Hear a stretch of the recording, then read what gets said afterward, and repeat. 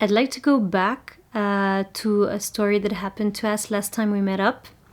Basically, we met up in Malta, and at that time I was feeling not well with all of the measures happening in the world, not good inside of in my life, in my body, and I was feeling I was putting myself a lot of inner pressure that we're meeting up for not long, so it has to be amazing and it has to be good, and I hope that my sex drive will be up, and I hope that we will be having an amazing time. And I put myself so much pressure, and I was extremely scared that he would not make it to Malta because of all the difficulty of traveling.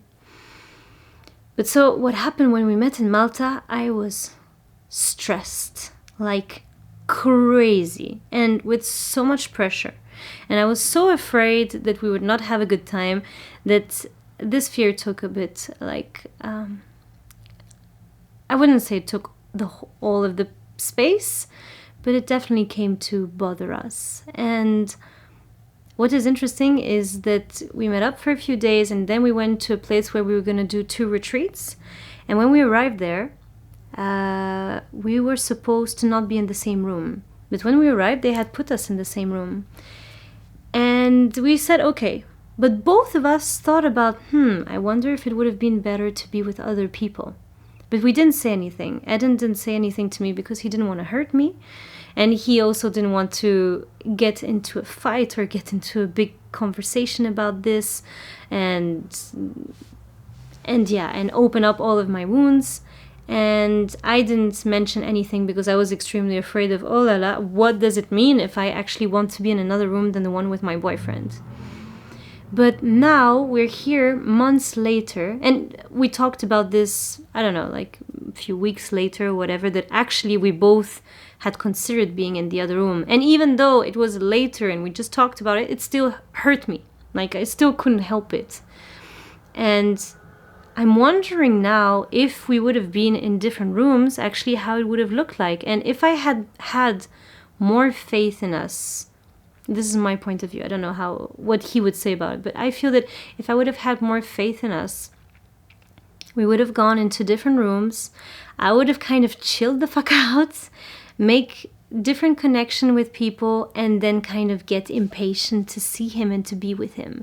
And I'm pretty sure this is what would have happened because we're kind of magnetized towards each other and we miss each other. After a while, but we also have this difficulty where we need to find basically where is the line between being too much together and not enough together. And I feel like it's a journey. It's a journey that we are willing to take, but it doesn't mean that things are easy. And I really felt like it's important to tell everybody that you are not alone in this, and working on your relationship and using it as a self-development tool is amazing. And at the same time, you go through shit.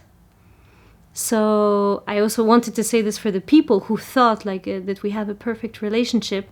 Yeah, we have a perfect relationship, a perfectly balanced one that has negative and positive in it, and that's life.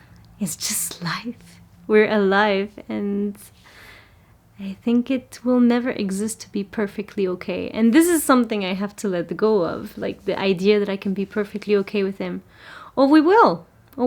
I have no idea, but keeping the heart open and just realizing that we're not alone in all of this difficulties.